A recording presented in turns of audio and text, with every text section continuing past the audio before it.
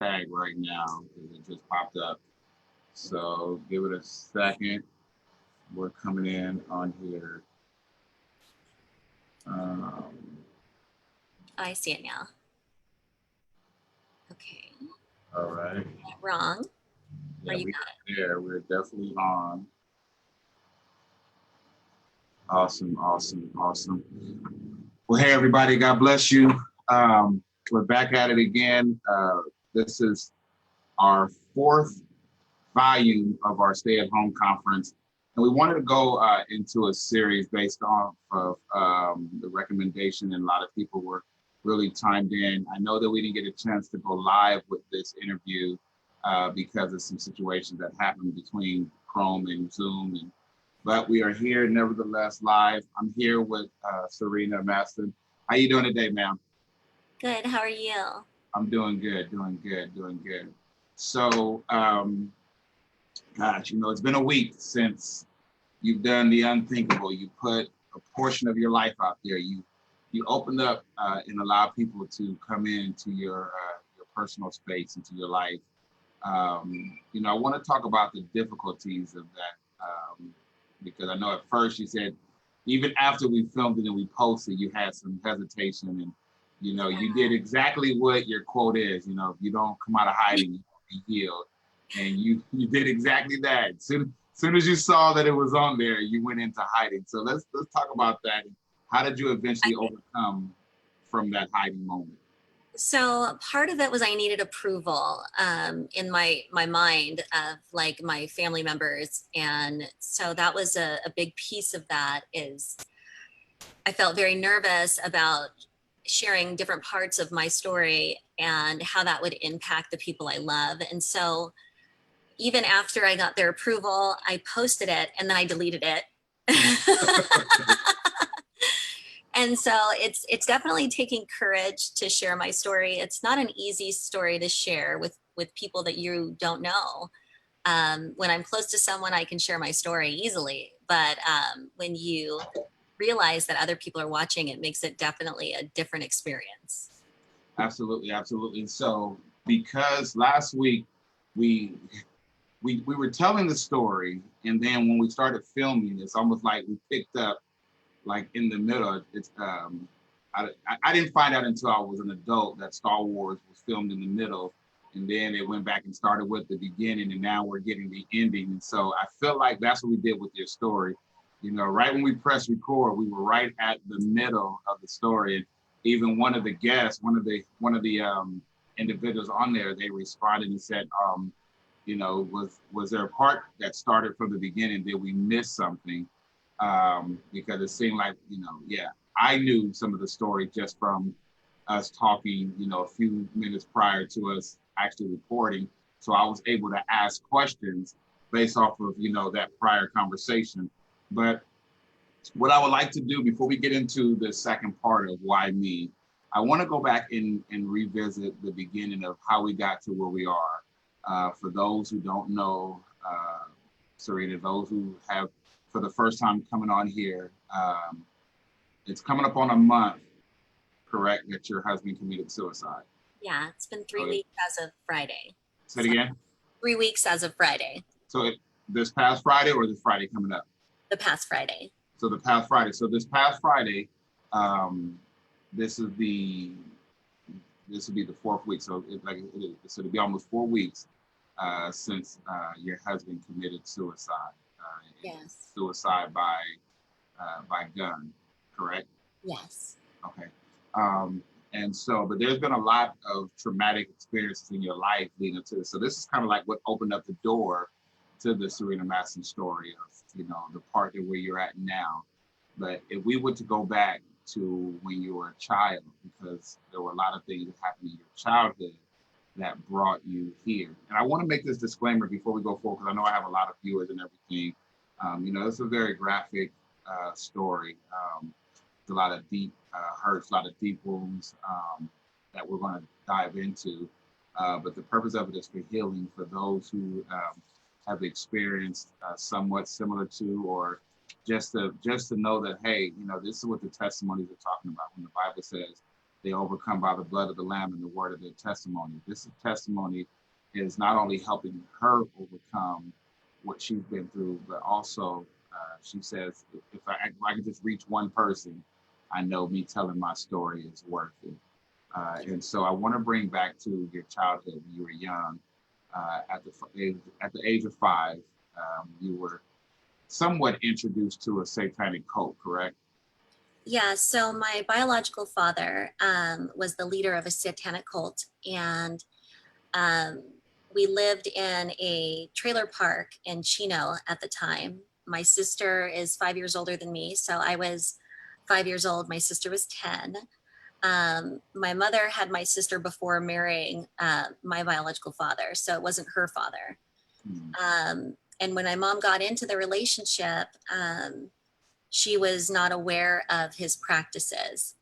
And so once the relationship formed, it just really spiraled out of control. And there were people following us. So members of the cult would follow us everywhere we went. They'd be recording every call. There were tape recorders everywhere. And so that was a huge part of the beginning of my story, is that we weren't able to get out of this house. And even if we did, we were followed. His leadership in the cult led him into many different things. So when I read the court documentations later, because I didn't witness everything, but then reading later, he was into bestiality. He was into all different types of, sexual activities. And then in addition to that, those sexual activities were happening within my room, within my bedroom. And then also he was performing those acts on my sister and I. And so when I was a little girl, I blocked a lot of that out of my mind because it was so traumatic. And what they call that is disassociation. You experience so much pain that you disassociate yourself from the pain by blacking out that perspective. And so my sister was well aware of what was happening, but there's only moments and pieces that I was able to remember at that time. And then as I got older, a lot of those memories came back. And so part of my story is also sharing some of those explicit memories and then sharing how I overcame them. Right. Gosh, it's interesting that you said that. I don't know if you saw the movie The Joker. No.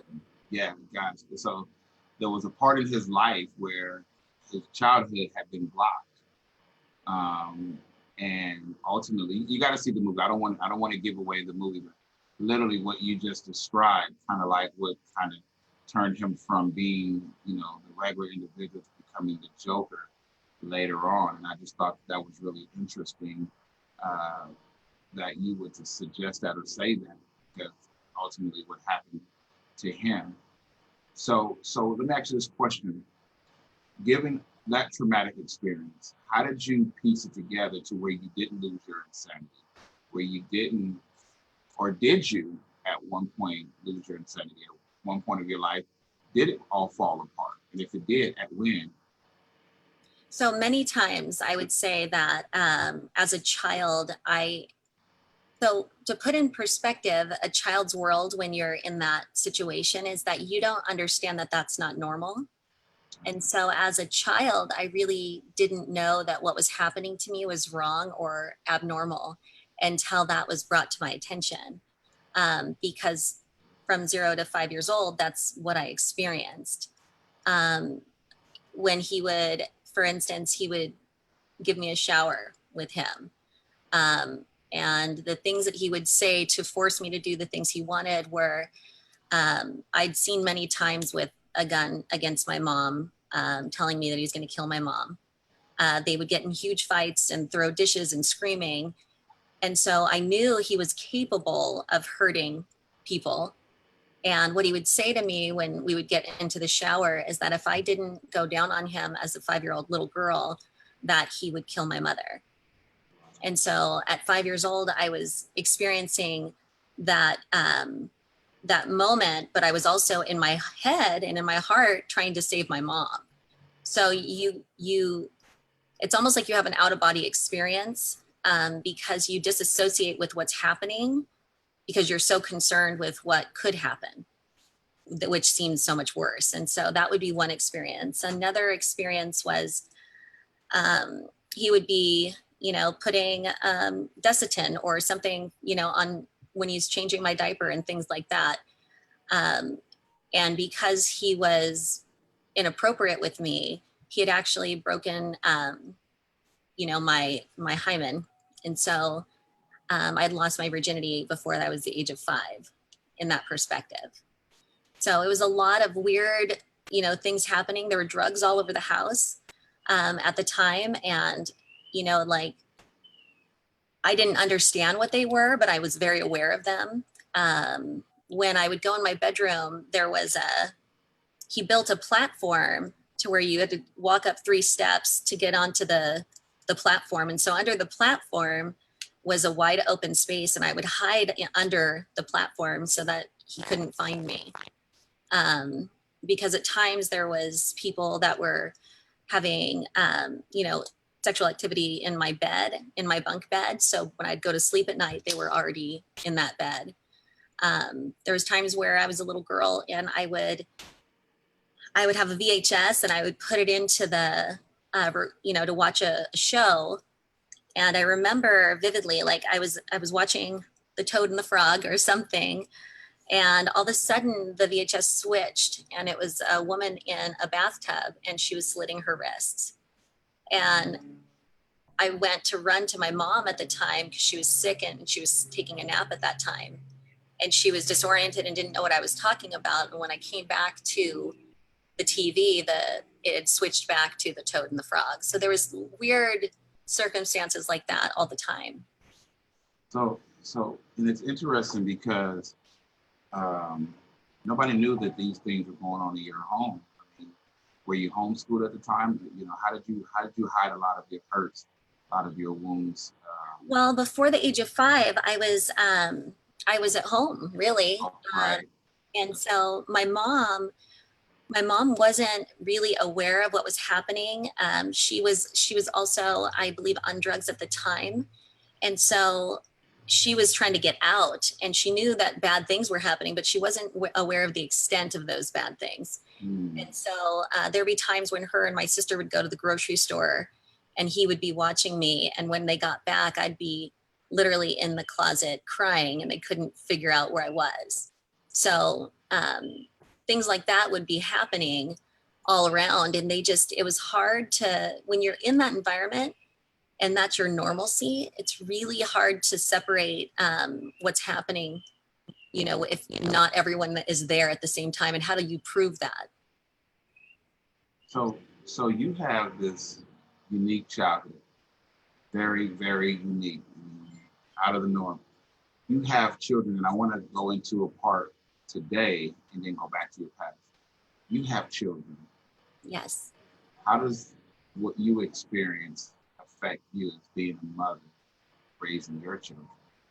It was actually really terrifying when I was a young mother, because I started to, at first I was angry with my mom because I've forgiven my mom for even being in that situation since then. And she's my best friend now. But when I first got pregnant, I was angry. I didn't understand how this innocent child could be in such a dangerous situation because now I had my own. And so at first, as an early mom, I was very hypersensitive and aware of every location, every babysitter, every place that, my child was. But to put in perspective, I mean, when you don't really know that your spouse is doing something like that, it's not always the first top of mind that you start to question them, but you don't have the facts and data. So I couldn't imagine what my mom was going through during that time. It breaks my heart for her, but it also, as a mother looking at my children, I would just be destroyed if I ever put my child in that situation. Now, I know that in a portion of your story that your mother had lost custody of you guys from the age of 6 to 12, so about 6 years. Is that the time period that you were in the foster care system? So yeah, it was, so I actually was taken into the foster system a day before my 6th birthday. Okay. And so in the foster system, it's from a child's perspective. Remember, I didn't understand that this wasn't normal. So I just wanted my mom back. And at times they split my sister and I up.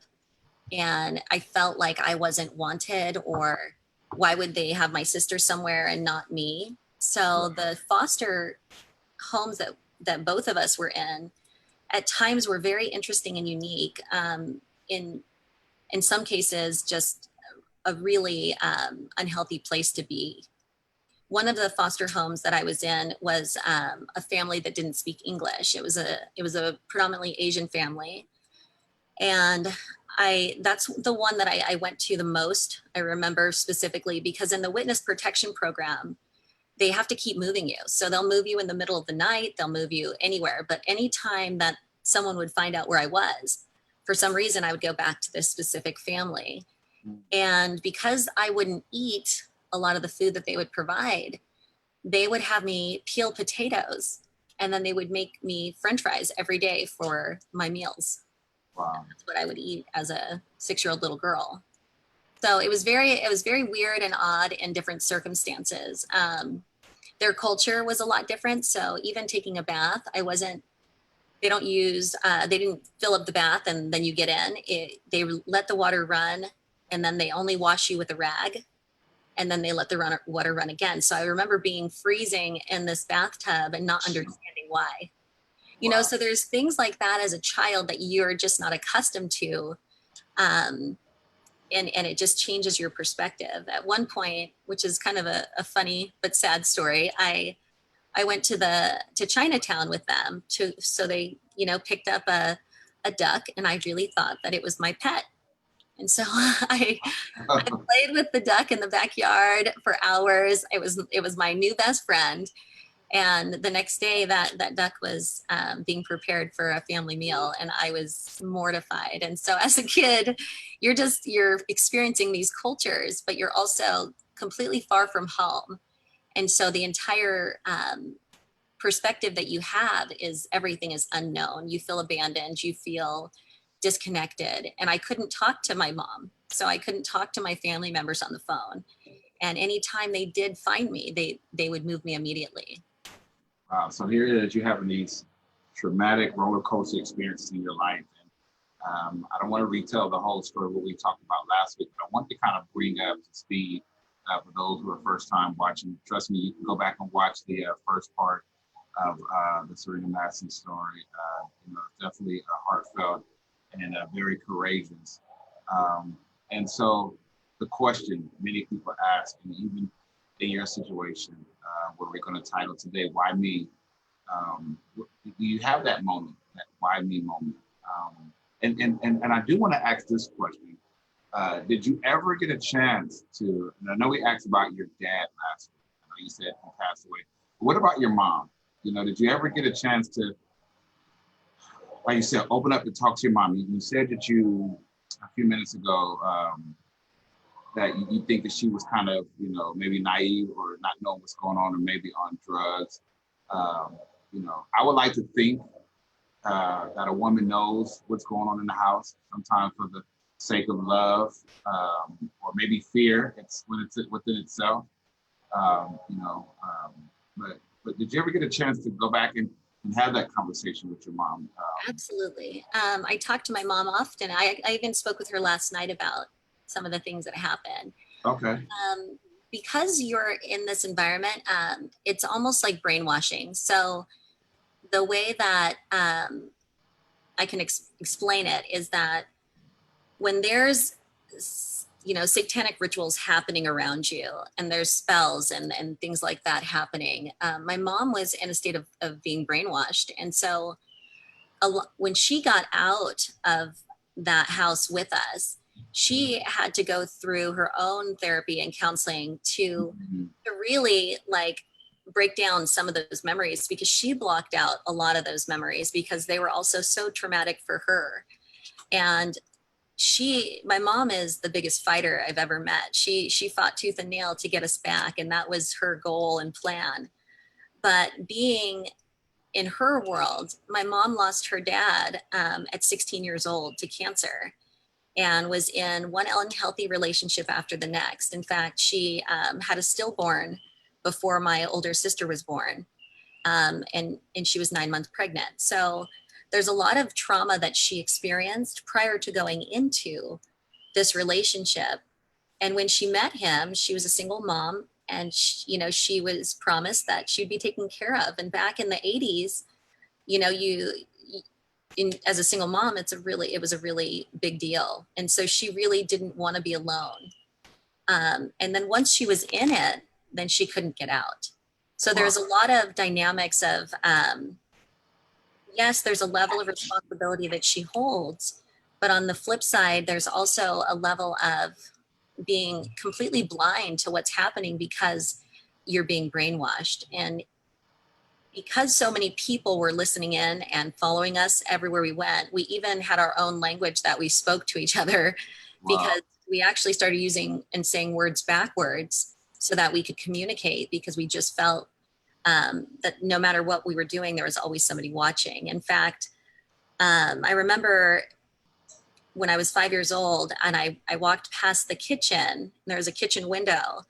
And every time I walked past that kitchen window, there was a man staring inside the home. Wow. And so as a little girl, I was terrified, and I would run and I would go and hide in my room. Literally until I was 29, I could not walk into the kitchen alone because there's that fear that somebody's always watching. And it was very odd and weird, the entire environment. And it's interesting that you say that, because that's one of the questions that I'm leading up to with the why me, and taking back that authority, taking back that power, because at the age of 5, you're not really realizing the authority that you're supposed to have. And so if somebody's already destroyed your childhood, your growth, we talked about this last week, it's forcing you to have adult interactions at a young age. Where are you at right now with your authority? I mean, gosh, you're still experiencing another traumatic experience.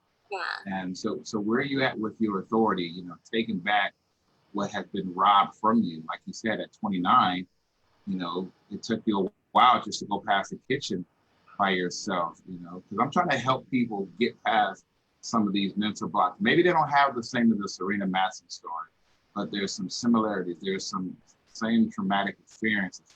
I want to help somebody, start to walk back in their authority, walk back in that confidence of knowing who they are. So I would say that the reason why me is a big deal for the first part of this series is because as a child, you don't have an option. As you get older, you start to find one. You start to find your fight and independence and strength. But as a child, I did ask myself a lot, why me? I didn't understand why my biological father would do that to me. I didn't understand why I would be in all these foster homes, or why nobody wanted me, is how I felt. But when I came back into my strength, it was really a lot of the counseling that I went through at a young age was what brought me into reality, because I really had separated myself from reality. Mm-hmm. And so as a child, the truth is that a child going through this type of trauma needs intense therapy, to the point of where I was so disassociated from pain that when I did live with a family member, she believed in cruel and unusual punishment. And so the way that she would discipline me would either be in humiliation or some sort of pain. An example would be I must have done something wrong before I went to bed, and I was in the top bunk, and she grabbed me by the hair and pulled me off of the top bunk to yell at me about something that I had done. And the disassociation from the pain was because I experienced so much pain that I stopped feeling. And as a child, you have to go through intensive therapy for that. As an adult, and as I started to grow, I've really learned that you have to lean into the discomfort and the pain, and you have to feel it and breathe through it in order to get to the other side of it. If you don't experience the pain, then you're actually disassociating from it again, or you're suppressing it, and then it'll come out in other ways. So I've learned through the years that I needed to lean into the pain, feel it, feel my hurt, feel my heartache, fear, my fear or my tears, breathe, and then move forward. Wow. Wow. So dealing with all this, dealing with the pain and going through therapy, um, where do you say you're at now with your healing? And I know it's an unfair question, given the fact is that you just been reintroduced to a whole new traumatic experience with your husband committing suicide, just a little under a month. So where were you prior to that? Well, gosh, it's kind of difficult to even answer that because you were going through a difficult situation even in your marriage. And so your life has been, and this is why the why me, and maybe a question so many women can, or even men themselves, because you've had experiences after experiences after experiences unusual experience. And so where are you finding your sanity? Where do you find your peace at? Where do you find your comfort to know that you can still make it? I would say the biggest comfort for me is in prayer, and my relationship with God. That's really been the one constant throughout my entire life. And when my mother did actually earn her rights back as a parent, she'd given her life to Christ. And at that point, she had instilled that in us. And so from that age on, I had a relationship with God, and that was helping me through the hope and the prayer, and all of that is a huge part of my healing process. But then in addition to that, I have to say that I will intentionally experience triggers or things that initiate the pain so that I can actually go through the process. Most people will push away anything that reminds them of whatever the pain they're going through.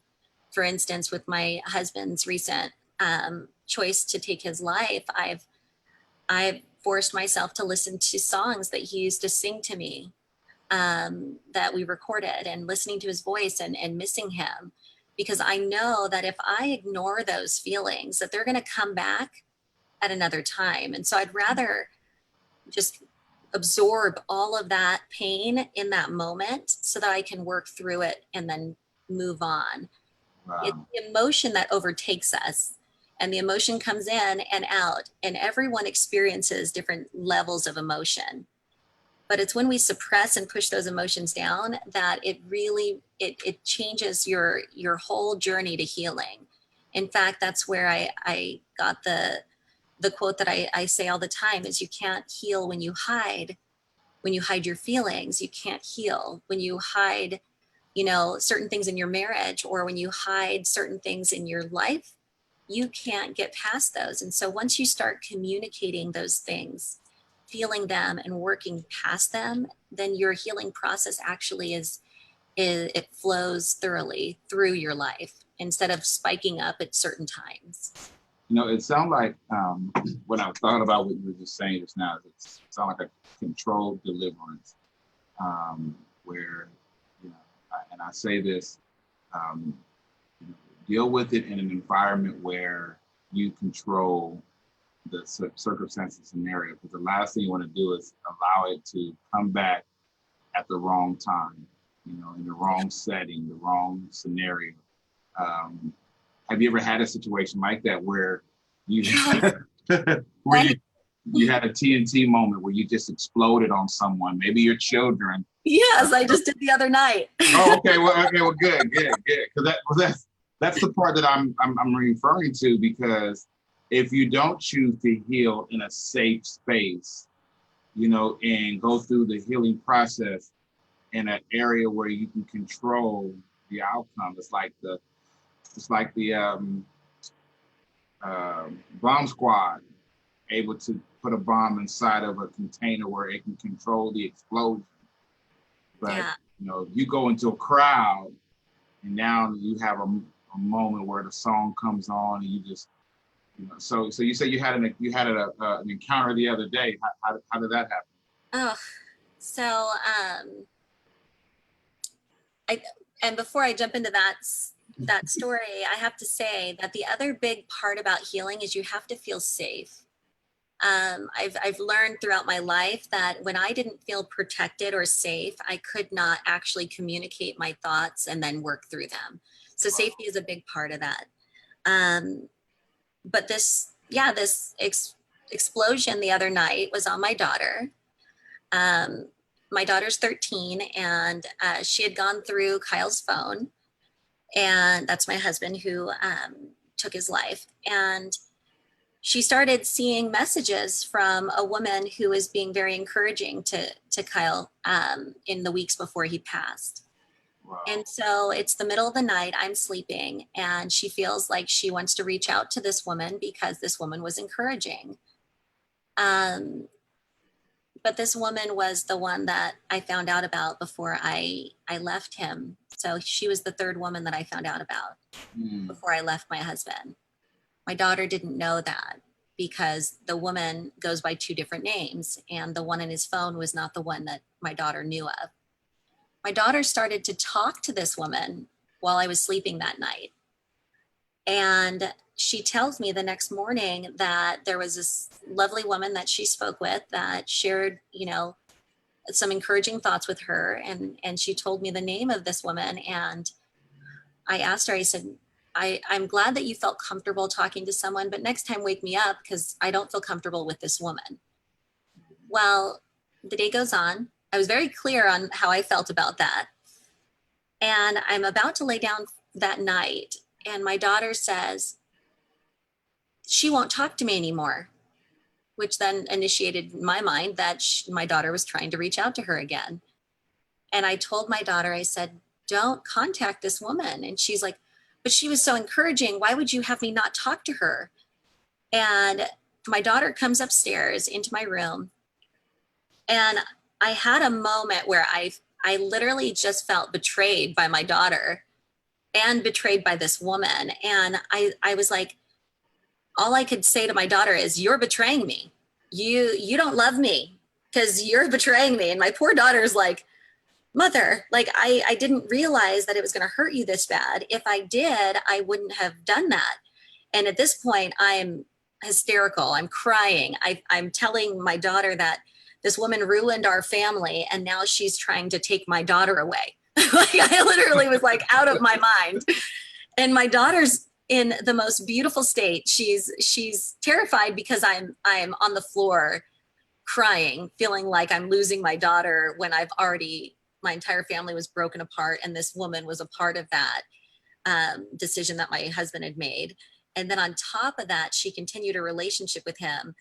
And then on top of that, now she's talking to my daughter privately. So I was just in a moment of panic, and my daughter just she stopped and she said, Mom, we're going to work through this. I need to wait till you calm down, but I'm going to stand here until you're ready to talk to me. My 13-year-old daughter said this to me. Oh, she's 13? Well, I would have thought like a college kid or something. No, he knew that I was in a state of panic, and that I was honestly back in a traumatic moment. And so that is a part of living in trauma, is that you fall back into a state of trauma at specific triggers. And you have to be aware of what causes that trauma and what causes the trigger in order to work through it. And my daughter was patient with me, and really just in a calm, monotone voice, talked to me until I was able to start breathing and breathing through my emotions. And then my daughter sat down and she prayed with me that night before I went to bed. And she apologized for even reaching out to that woman. You know, so, you know, it's amazing when you think of the web of deceit and how many people are caught in it, the effects of those individuals that now, you know, you you can ask a question, did she know about your family? But then that goes back to even your question, because at one point you were the other woman at a young age, that you didn't know about the other woman when you had got pregnant, with your son.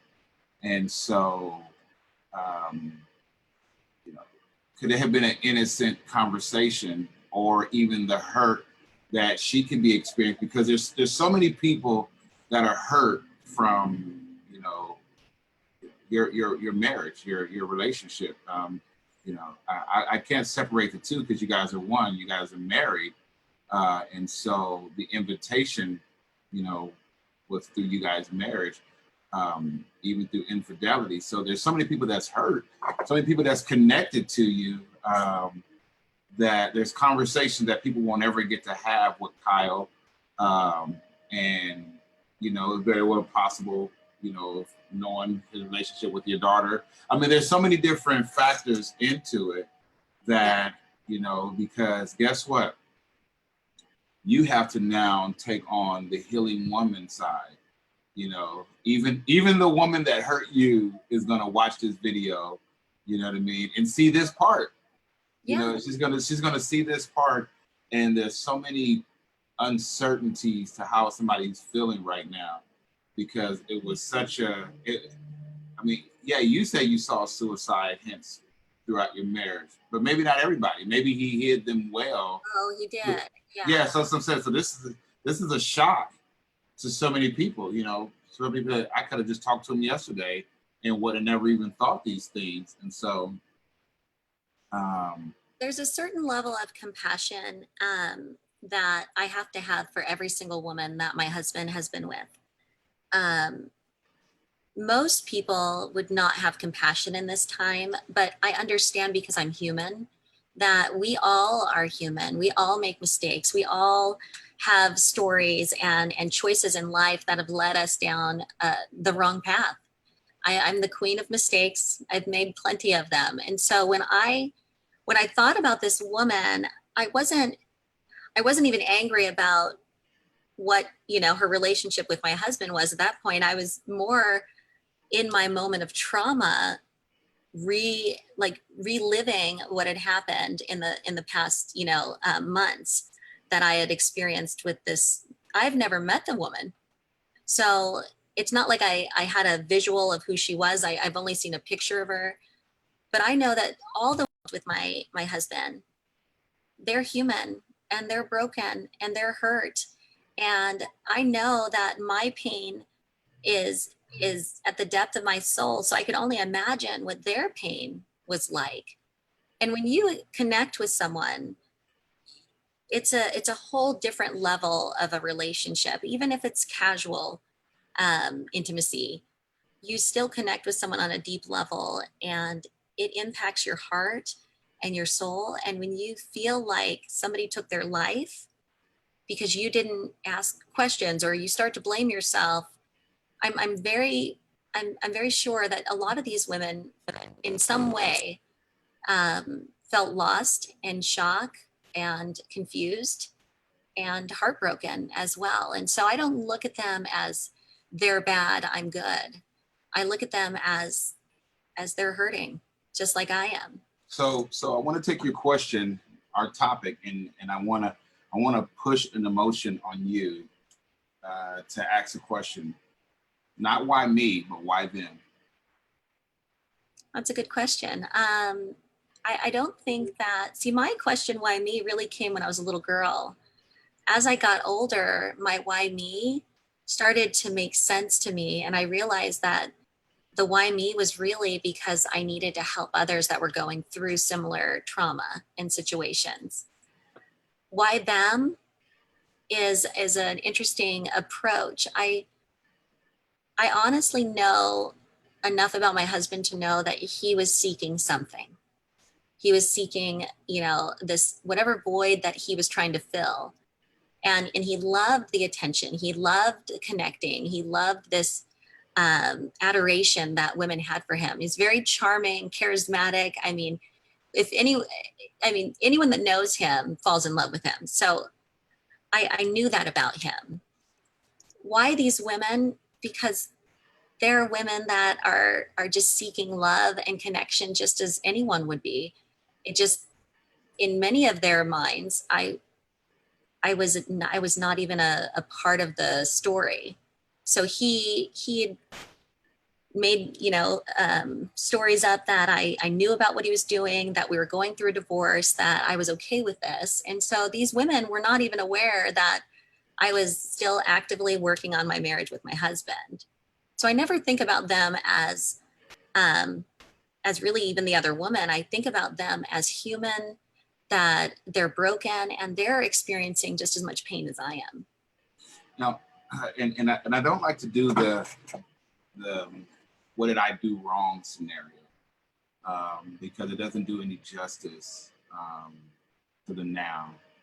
But I often say, at what capacity could you say in your own marriage, in your own situation, that you felt like, gosh, how did I open this door to invite so many women into a private part in our marriage? Where as a woman, because it comes down to the protecting of the house as well. We often look at this man as being the protector. But the woman plays a huge equal part in making sure.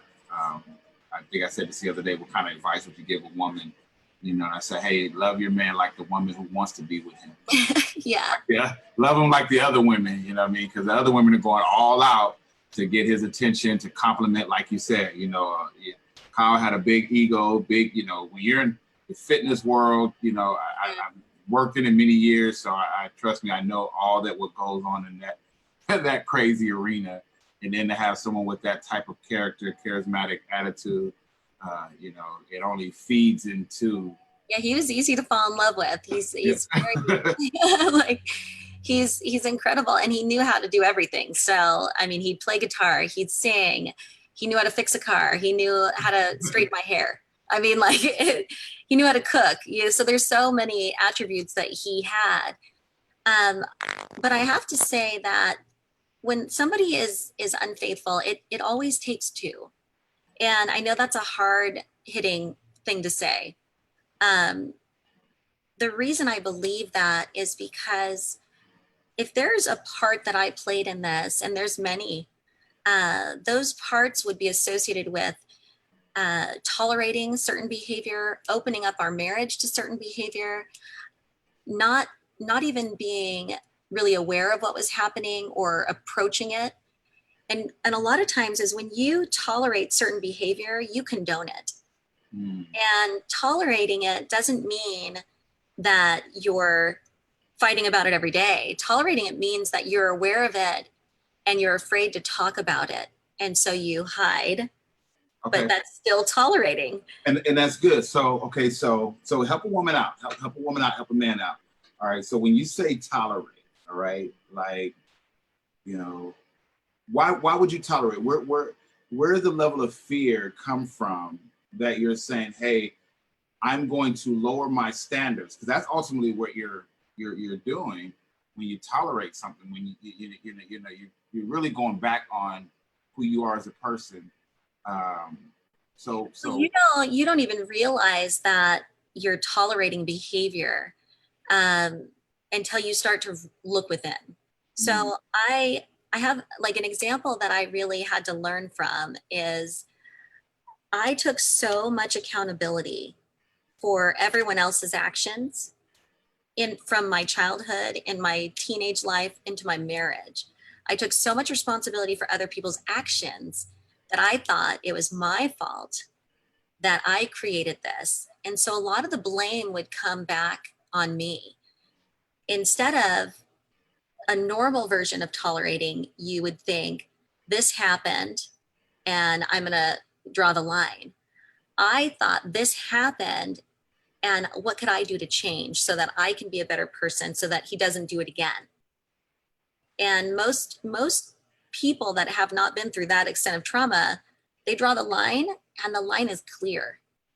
I honestly didn't know how to create consequences in my marriage for when the line was crossed. And I had to learn that. So the one really big helpful part that I can give any woman out there is boundaries are the first part of not tolerating certain behavior. If they don't know the boundaries that you have, then there's going to be gray area all the time. And so creating boundaries is going to protect you. That's your level of, that's your shield, your level of protection that you communicate with your spouse. You make those boundaries together. And so you both feel comfortable with those boundaries. Then once those boundaries are solidified between you and your spouse, when they're crossed, you have to understand there's a consequence for crossing the boundary.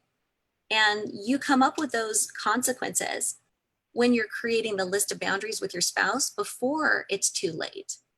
You don't wait until the boundaries are broken and the gray lines are all merged together to then lose your mind. You have to know in advance that if you do this, then this is what I have to do to protect myself and to protect my family. For instance, if you decide to be unfaithful, then the first time, please be honest with me so we could work through it and heal. But if you ever were unfaithful again, then I'm leaving. And then you have to actually leave. And so a lot of women get caught in this this cycle of, I'm trying to forgive him, or maybe it's all in my head, or maybe I misunderstood, or maybe I wasn't enough, and they blame themselves. But if you have clear boundaries and clear expectations and then clear consequences, and you follow through with those things, as hard as they may be, that's how you can actually look and hold yourself accountable and not place blame and constantly reliving and rehashing out what you said before, having ammunition against each other. You have to hold true to your consequences. Otherwise you become tolerant. And when you tolerate, you condone it. So gosh, that's a very frightening place to put someone, and I say that because of the mind of individuals who have been single for a while and dealing with the standards. You often hear, some women's standards are too high, and you're never going to find someone with standards. Now you're saying, let's introduce these boundaries, into the point of standards. And so how do you encourage someone to be confident enough and be empowered enough to sit down and set these boundaries? Because I can think of the outcome of not having these boundaries. You'll find yourself regretting it later, and it's almost better. But I want to, before I give you I don't want to give you my thought to an answer that I'm having, but how would you encourage someone to have that kind of confidence to be able to sit down and have these, like, look, hey, these are my boundaries. These are the non-negotiables in our relationship? I think the first part of that is understanding what triggers the individual first has. If you understand that your trigger of feeling unsafe or feeling a level of distrust in your marriage, and you understand what causes those things, that would be where you start to create the boundaries. And then to introduce the conversation to your spouse is really from a perspective of, I feel unsafe when these things happen and I need your help. So a lot of people have a hard time asking for help. I'm probably the biggest proponent of that because I've fought my whole life. So I'm a fighter and I don't need a man. I don't need anyone, like that's kind of who I am. But when people ask for help, it just totally changes the conversation. You don't demand the boundaries. You don't create them on your own and then bring your list of 36 items to your spouse. You create them together and you openly communicate about what makes you feel unsafe and how you want to address those things together. Because if you bring over a list of like checklist of everything that you are demanding, it's not going to go over well. Number one. Number two, they're not going to be as understanding if you didn't ask for their help. Men love to help, love to save. They're the heroes. They're the man of the house. So make them feel manly and allow them the opportunity to save you and to help you by coming to an agreement on these things.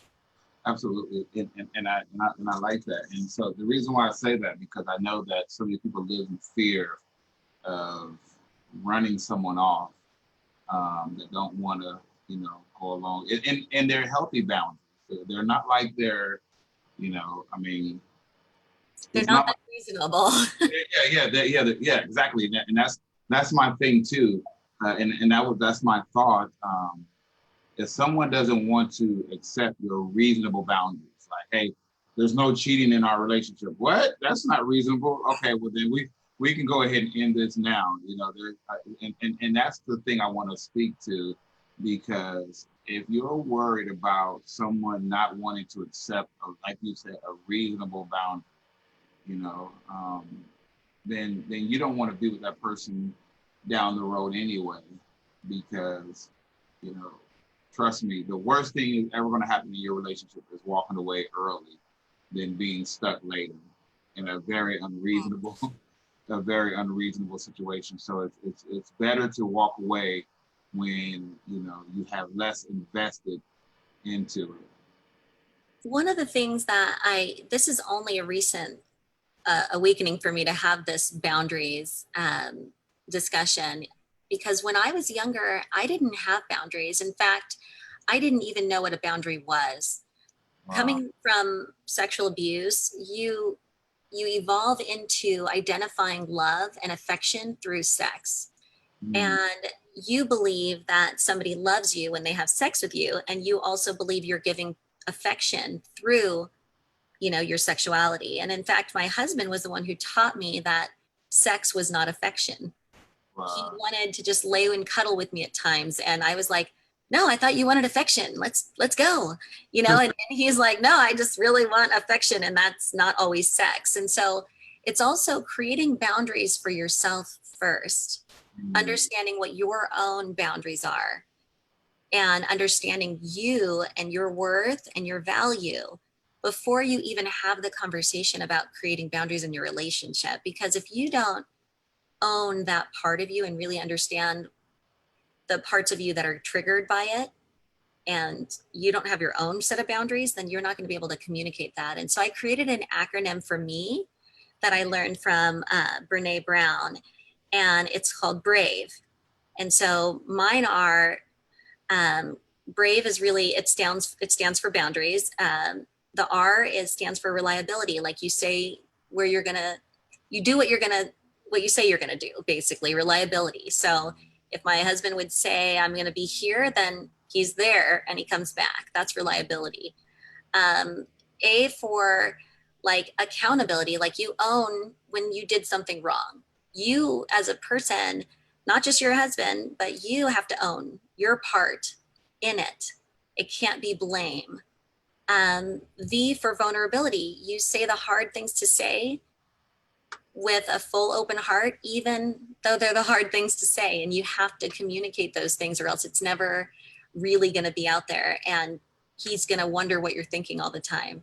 And then E was really for equality. Like you want to equally feel loved and appreciated. And so you have to understand how he receives love, and then you have to give that in order to also receive it. And so I learned that my boundaries were all about being brave, and that goes back into me feeling safe and protected, but I also had to be brave. absolutely, absolutely. Well, look, I'm here with Serena Mastin. We're coming up on our last few minutes of our hour, and this has been so deep and so good. This is chapter 2 into her life. Why me? Um, you dealt with so much. You're enduring so much. And I believe that each and every part that you begin to unravel, it allow you to really, walk in the authority that we're supposed to have.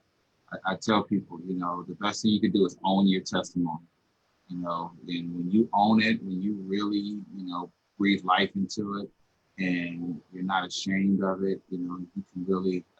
And I'm glad that you have the support of your children, your family, friends. I was reading a lot of the comments on there, people calling you brave for being vulnerable and opening up. And so many people are getting maybe a deeper glimpse into your life, and now they can go back. This is what's so beautiful about testimony. Let me tell you something, and I want you to share the last word before we go off. But this is what's so beautiful about testimony is that when people hear the story, the climb to Mount Everest, they usually see and they admire the life. Like, oh my God, you're such a beautiful couple. When I looked at you guys, pictures, your weddings and stuff, and I'm like, I just see the life and see the joy, being at LA Fitness, being around the crowd, it just looked like it was picture perfect, every moment, picture perfect. And then to people hear that, gosh, I didn't know she went through all this, it gives someone else hope. It inspires and encourages someone else. I love that BRAVE acronym. Definitely want to have to post that on Facebook. That's a very, very good acronym to have and to live by. Hey, if you create your own BRAVE acronym. What does BRAVE stand for you? Because this is where we want to be in this season, to be brave. Listen, I enjoyed this time that we had today. I'm definitely looking forward to No One Understands part 3 of the Serena Mastin story, because it's giving people a frame to how they can get healed, in their situation. And that way, taking away all of the woulda, coulda, shoulda. This is a great way of healing, and it's a great opportunity for people to be invited into your life. So I thank you for your vulnerability. Thank you for allowing people to experience what you've gone through. And all I can do is say I pray more for your healing as you continue to share. God continue to pour back into you. So with that, I want to go ahead and give you the last words. I think that a part of my process is sharing, and I want the people watching to know that this takes a lot of courage to come out and share your story. There's a lot of moments in my story that I'm not proud of, and it really takes me stepping away from those emotions and feelings and sharing those things, because my true goal is to not only heal myself by talking about them, but also to help others heal. And so know that there's a part of being brave that doesn't feel brave. And I would encourage anyone who feels like they need to hide to remember that you can't hide when you heal, and that you need to step out and find your boundaries and be brave and courageous. Awesome. Well, look, I'm here with Serena Mastin. Please go back. This is part 2 of the Serena Mastin story. I'm definitely encouraged by this, and this is such an exciting story. Please go in here and watch part 1 and part 2. Part 3 is coming next Monday at 2 p.m. No One Understands. That's where we're at. So it's actually 3 more parts. No One Understands, Not Qualified, and I'm Not Enough.